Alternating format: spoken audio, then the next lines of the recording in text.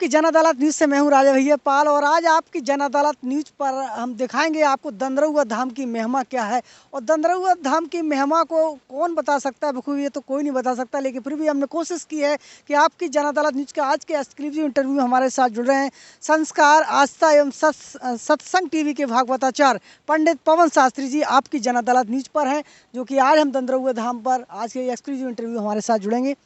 पवन शास्त्री जी आपकी जन अदालत आप सबको भी बहुत बहुत नमस्कार। जय श्री राम। पवन शास्त्री जी, आज हमारे सभी दर्शक और आपके भक्त सभी भक्त ये जानना चाहते हैं कि आखिरकार दंदरौआ धाम को डॉक्टर हनुमान जी महाराज क्यों कहा गया है। ये दंदरौआ धाम वैसे दर्द हरौआ धाम है। ये धाम जो है दर्द हरौआ, दर्द के हरण करने वाले हनुमान जी महाराज हैं।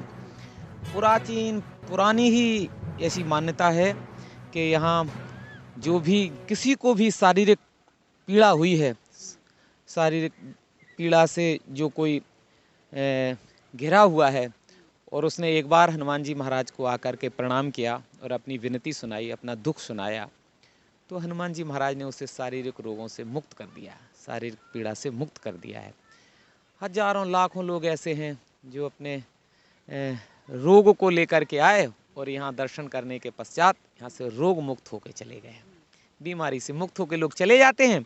इसलिए भक्तों की मान्यता है कि वो हनुमान जी महाराज तो साक्षात डॉक्टर के रूप में, वैद्य के रूप में विराजमान है, इसलिए लोग उनको डॉक्टर हनुमान जी महाराज कहते हैं। ऐसा भी सुना है कि कोरोना काल में जब सब जगह हॉस्पिटल बंद थे, लेकिन दंदरौआ धाम का हॉस्पिटल खुला रहा है। हाँ, लोगों ने पालन किया, नियम तो पालन किए ही है, लेकिन भक्तों की मान्यता है यहाँ पे तो सब जैसे कार्यक्रम पूजा पाठ जो चलता था चलते ही रहे हैं और सरकार का जो गाइडलाइन था उसका हमारे महाराज जी ने भी पालन किया है। लेकिन पूजा पाठ ये सब व्यवस्थाएं तो चलती ही रहीं और लोगों ने और ज़्यादा अपने संयम नियम से पूजन पाठ हवन इत्यादि सब और ज़्यादा विश्व में शांति के लिए, पूरे विश्व में लोगों को कोरोना सताए नहीं, कोरोना की शांति के लिए यहाँ तभी से यहाँ अखंड राम नाम धुन हवन पूजा पाठ जप तप इत्यादि और ज़्यादा बढ़ गए हैं, तब से लगातार चल रहे हैं। जी जी, पवन शास्त्री जी, दंदरौआ धाम में ऐसा बताया तमाम बीमारियों से मुक्ति मिल जाती है, तो कितनी प्रकार की बीमारियां आप ठीक हो रही हैं क्या? वह तो हमने आपसे कहा ना, शारीरिक पीड़ा से मुक्त कर देते हैं। गाया ना, वो रमा महाराज गाते हैं, शारीरिक रोगों ने आके मुझको ऐसा घेरा, 100 रुपया लिया उसारा और कह दिया कि रोग हरो अब मेरा। तो लोगों ने जो भी बीमारी है और उसने रोगी व्यक्ति ने या दुखी व्यक्ति ने अपना दुख सुना दिया, वो किसी प्रकार का भी रोग हो उसको हनुमान जी महाराज ने मुक्त कर दिया, रोग मुक्त। किसी भी प्रकार की बीमारी हो हनुमान जी महाराज उसे स्वस्थ कर देते हैं, प्रसन्न कर देते हैं। आपकी जन अदालत न्यूज़ के एक्सक्लूसिव इंटरव्यू में हमारे साथ आज पवन शास्त्री जुड़े हुए हैं और हम पहुंचे हैं दंदरौआ धाम में और आज हम सीधे एक्सक्लूसिव इंटरव्यू में जुड़े हुए हैं। पवन शास्त्री जी, जिस तरीके से आज भारत देश में जो गायों की दुर्दशा हो रही है, आज दंदरौआ धाम में जिस तरीके से गायों की सेवा की जा रही है, चाहे वो विकलांग गाय हों चाहे वो अंधी गाय हों, उनकी किसी प्रकार हर प्रकार से देखभाल की जा रही है, इस पर क्या कहना है आपका? तो ये तो आप खुद ही कह रहे हैं इस बात के लिए कि सब जगह दुर्दशा हो रही है गाय माता की, और दंदरौआ धाम में आप देख रहे हैं कि दंदरौआ धाम में स्वस्थ गायों की तो सेवा हो ही रही है। ये आप स्वयं ही कह रहे हैं, आपने देखा है कि जो दिव्यांग गाय गौ माताएं हैं, अंधी लंगड़ी जो गौ माता हैं, उनकी भी वैसे ही सेवा हो रही है जैसी स्वस्थ और दूध देने वाली गौ माता की सेवा होती है। वैसे ही दंदरौआ धाम में पूज्य गुरुदेव के आशीर्वाद से यहाँ उन गौ माता की भी वैसी ही सेवा हो रही है जैसी स्वस्थ जी जी। पवन शास्त्री जी, क्या कहेंगे, जिस तरीके से भागवताचार्य भी हैं आप और आपके बारे में बताया गया है कि अब तक आपने 300 से 400 भागवत कथा आप कह चुके हैं, तो ये आप दंदरौआ धाम में अभी आपकी कथा चल रही है, तो ये कौन सी कथा कहेंगे इसे? ये तो गिनती तो नहीं बता सकते, लेकिन 2007 से कथा प्रारंभ की थी और हनुमान जी महाराज के कृपा से, गुरुदेव के आशीर्वाद से जब से प्रारंभ किया तब से अनवरत चल ही रहा है। और हमारे स्नेही प्रेमी जनों ने हमको खूब गांव में, नगर में, शहरों में बुला करके हमें व्यासपीठ पे बैठा करके हमसे कथा कहलवाइए। ये सब आप जैसे प्रेमियों का प्यार स्नेह है, गुरुदेव की कृपा है, हनुमान जी महाराज का आशीर्वाद है कि जब से प्रारंभ हुए तो लगातार ही चल ही रहे हैं। 2007 से भागवत कथा की यात्रा चल रही है, अच्छी चल रही है। और प्रार्थना करते हैं हनुमान जी महाराज से, गुरुदेव से, कि जिस सेवा के लिए हमको आशीर्वाद दिया है, ये कथा की सेवा, भागवत की यात्रा चलती रहे। और इसी प्रार्थना के साथ अब आगे 2007 से चल ही रही, लगा संभवतः आप कितनी हुई है तो आपकी कथाएं देश में देखा जाए तो कहाँ कहाँ लगभग चल रही हैं इस समय? देश के तमाम प्रांतों में गए हम। जैसे आपके सभी लगभग सभी प्रांतों में कथा करने गए हैं। जैसे जिस प्रांत में जो तीर्थ रहे उन तीर्थ में गए कथा करने के लिए, वहाँ के उस क्षेत्र के लोगों ने भी बुलाया। तीर्थों में अपने इधर के भी लोग ले गए हमको, तीर्थ में भगवान के मंदिर, और जिस तीर्थ में गए वहाँ भी कथा करने का, मतलब सभी प्रांतों में लगभग आशीर्वाद मिला और ये अवसर मिला है कथा करने का हमें। आप भागवत कथा काफ़ी सालों से कह रहे हैं, तो एक भक्त हमारे जानना चाहते हैं कि भागवत कथा का शाब्दिक अर्थ क्या है, और कम शब्दों में देखा जाए तो भागवत कथा का महत्व क्या मानते हैं? भागवत कथा भकारे वर्धते भक्ति गकारे ज्ञान संभवात, जिससे भक्ति भागवत, सब भागवत में 4 अक्षर हैं, भा गा वा और ता। तो भा का अर्थ है जिसके कथा सुनने से जीवन में भक्ति का प्रादुर्भाव हो। गा का मतलब ज्ञान, भक्ति और ज्ञान। वा से वैराग्य भी हो। और तत्व दर्शन, तत्व को समझने का, सुनते सुनते हम लोग फिर भागवत और तत्व को समझने की कोशिश करते हैं। तो भागवत में ही सब कुछ है। जिसकी भागवत की कथा सुनने से भक्ति तो आती ही, ज्ञान भी प्राप्त होता है, वैराग्य भी प्राप्त होता है, और तत्व की बात भी भागवत की कथा में कही गई है। इसलिए भागवत का अर्थ है भकारे वर्धते भक्ति, गकारे ज्ञान संभवात, और वकारे विष्णु स्वरूपत्वम, तकारे तत्व दर्शनम। ये भागवता का अर्थ है। भागवत व्यास गद्दी पर किसको भागवत कथा कहने का अधिकार नहीं है, आप क्या मानते हैं? भगवान की कथा तो सभी कह सकते हैं और सबको ही सुनना चाहिए, और भगवान की कथा कीर्तन है, सबको ही करना चाहिए। आपके ज्ञान में ऐसा कोई है जो वर्जित है? नहीं, भगवान का कीर्तन करने के लिए कौन कोई के लिए कोई रोक टोक थोड़ी है। सभी कथा कर सकते हैं, सभी भगवान की चर्चा सुना सकते हैं, कथा सुना सकते हैं। सुनना भी चाहिए, कहना भी चाहिए, अपने घर घर में कहना चाहिए।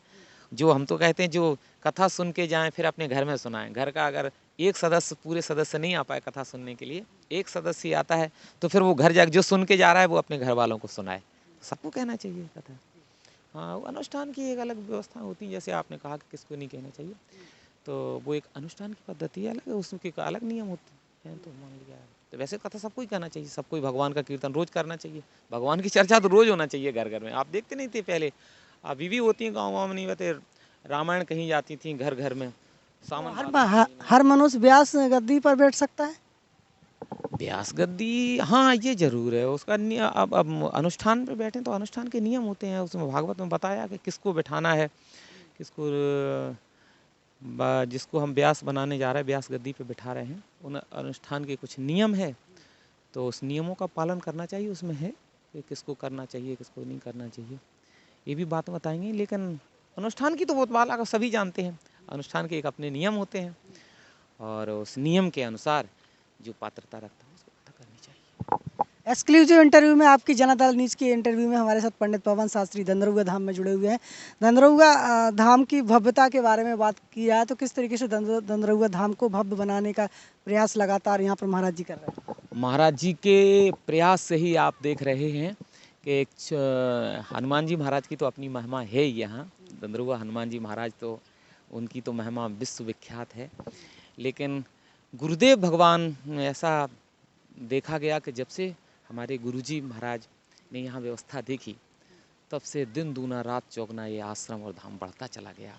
क्यों गुरुजी की हमेशा ये उन्होंने गरीबों की सेवा, साधुओं की और दीनहीन जनों की, विद्यार्थियों के लिए, गौ माता के लिए दिन रात सोचते रहते, समाज के उत्थान के लिए। और हनुमान जी की तो महिमा है ही, यहाँ पर लोग आते ही हैं उनके दर्शन करने से, अपने रोगों से मुक्ति पाने के लिए, अपने घर में सुख संपत्ति प्राप्त करने के लिए, हनुमान जी का आशीर्वाद लेने के आते हैं। साथ में हमारे महाराज जी इतने सहज, इतने सरल हैं कि एक बार जो हनुमान जी के दर्शन करता है, वो महाराज जी से मिलता है, तो हमेशा हमेशा के लिए जुड़ जाता है कि हमारे गुरुजी हैं और हमारे मुखिया मालिक हैं महाराज जी। इसलिए बहुत लगाव रहता है भक्तों का महाराज जी की तरफ। बहुत अच्छे महापुरुष हैं, एक बार जो मिलता है हमेशा के लिए उनका हो जाता है। पवन शास्त्री जी, आपके बारे में ऐसा जाना जाता है कि आपका कंठ बहुत अच्छा है और एक बार जो आपको सुनता है आपका हो जाता है। तो वो कौन सा आपका भजन है जो हमेशा भक्तों को प्रिय रहता है और जिसने कहीं ना कहीं आपके जीवन में भी एक उथल पुथल मचाकर आपको इस मुकाम पर पहुंचा दिया है? भैया ये तो हम नहीं बता सकते हैं, सही बात तो ये कंठ अच्छा है, ये आप कह रहे हो, इसलिए हमें सुनने में भी अच्छा लग रहा है कि आप मेरे कंठ को, या हमारे, आपका मतलब हमारे स्नेही प्रेमी जन कह रहे हैं। जबकि हमें तो ऐसा कोई ज्ञान नहीं है सच्चाई में, ना तो हमें कुछ गाने की विधा ही कोई ज़्यादा संगीत और की एक अलग महिमा है। संस्कार, आस्था, सत्संग पर आपको सुनते हैं, आपके भजनों को लोग भक्त सुनते हैं, वो सुनना चाहिए।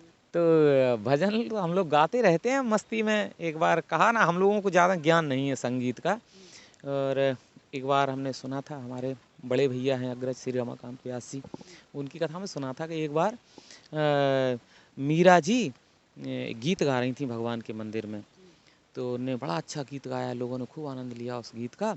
जब गीत पूरा हो गया तो उस सभा में कोई संगीत के जानकार संगीतकार बैठे थे, तो उन्होंने एक पर्ची लिख करके मीरा जी के पास पहुंचाई, और उस पर्ची में लिखा था कि मीरा जी, इस भजन को आपने गाया है, अच्छा है, लोगों ने आनंद लिया, लेकिन इसको आप राग से गाती तो और अच्छा लगता, बहुत अच्छा गा लेती।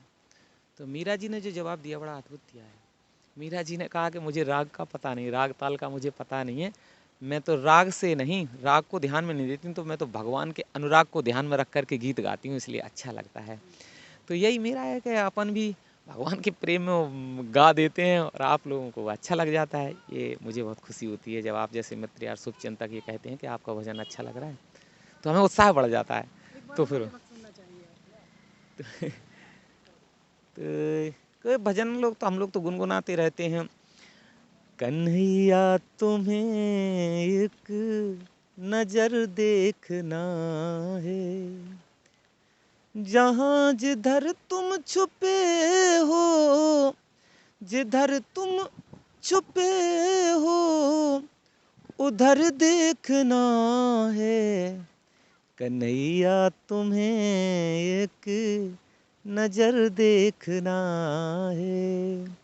विदुर भीलनी के जो घर तुमने देखे, तो तुमको हमारा भी ये घर देखना है। संवरिया तुम्हें एक नजर देखना है। कन्हैया तुम्हें एक नजर देखना है, नजर देखना है। दंदरुआ धाम का भी भजन बड़ा प्रसिद्ध हुआ है जो आज आपने अपनी भागवत कथा में गाया है। दंदरुआ धाम के तो बहुत सारे भजन बनाए भक्तों ने और यहाँ के आचार्य जनों ने। जो हमारे एक आचार्य जी हैं डॉक्टर एस.एम. गुबरेले साहब, उन्होंने तो बहुत से गीत लिखे हैं। और सन 2004 में जब हम लोग यहाँ नए नए विद्यार्थी जीवन में थे, तो उस समय रामलीला का आयोजन कराया था महाराज जी ने, उसकी व्यवस्था गुरुदेव ने हमें सौंपी थी। तो हमारे यहाँ एक अपने जालौन ज़िले में बुंदेलखंड में एक बहुत अच्छे श्री राम अभिनेता हुए हैं, राजेंद्र तिवारी श्री विकल महाराज जी। अब वो इस धरती पे नहीं हैं, भगवान की लीला में, रामलीला में श्री राम का अभिनय करते थे। बहुत अच्छे गायक थे, अच्छा कंठ था उनका, बहुत ऊंचा अच्छा गाते थे और उनके गीत आकर्षक होते थे। एक बार जब वो मंच पे आते थे राम की भूमिका में, तो लोग उनसे जुड़ जाते थे। और जो भी भजन नए नए या फिल्मी गीत या होते थे, उनके पलट पर वो भजन बनाते थे, धार्मिक भजन। तो जब एक यहाँ आए थे 2004 में लीला हुई, तो एक भजन चल रहा था, वृंदावन में बहुत भजन गाते थे उसको, बांके बिहारी लाल तेरी जय होवे। तो इसी की पलट पे जब वो यहाँ राम बनने आए और उन्होंने रंगमंच पे जब वो अभिनय किया, तो उस समय इसी भजन की पलट पे उन्होंने गाया था। बड़ा अच्छा भजन था, दंदरउआ सरकार तुम्हारी जय होवे, दंदरउआ सरकार तुम्हारी जय होवे। और इतना अच्छा लिखा था हनुमान जी के लिए कि आते यहाँ पर है नर नारी और दूर करत उनकी बीमारी। ऐसे सरकार हनुमान जी विराजे हैं यहाँ पर कि दुनिया के तमाम नर नारी जो आ रहे हैं अपने रोग लेकर के, तो जब जो यहाँ आते हैं तो आते यहाँ पर है नर नारी दूर करत उनकी बीमारी, करते हैं उपचार तुम्हारी जय होवे, श्री दंदरउआ सरकार तुम्हारी जय होवे, भक्तों की लगती कतार तुम्हारी जय होवे, होती जय जयकार तुम्हारी जय होवे, श्री दंदरउआ सरकार तुम्हारी जय होवे। बहुत बहुत धन्यवाद। तो आज एक्सक्लूसिव इंटरव्यू में आपकी जन अदालत न्यूज़ के आज के खास मेहमान भागवत आचार्य पंडित पवन शास्त्री जी हमारे साथ जुड़े हुए थे। हमने दंदरउआ सरकार धाम की तमाम महिमा का वर्णन आपको बताया और तमाम मुद्दों को लेकर हमने चर्चा भी की है। आपकी जन अदालत न्यूज़ पर फिर किसी बड़ी शख्सियत के साथ हम हाजिर होंगे। जुड़े रहिए आपकी जन अदालत न्यूज़ के साथ। और दंदरउआ धाम में अभी श्रीमद् भागवत कथा चल रही है, इसका लुत्फ लीजिए। तारीख कितनी है? 28 फरवरी से 6 मार्च तक श्रीमद् भागवत कथा दंदरउआ धाम में चल रही है। पंडित पवन शास्त्री की सुंदर कंठ से मधुर वाणी के साथ संगीतमयी भागवत कथा का आनंद लीजिए और आपकी जन अदालत न्यूज़ पर इसको देखते रहिए। और उनके पंडित पवन शास्त्री जी के यूट्यूब चैनल पर भी भागवत कथा आप देख सकते हैं, लाइव फेसबुक पेज पर भी। जुड़े रहिए हमारे साथ। नमस्कार।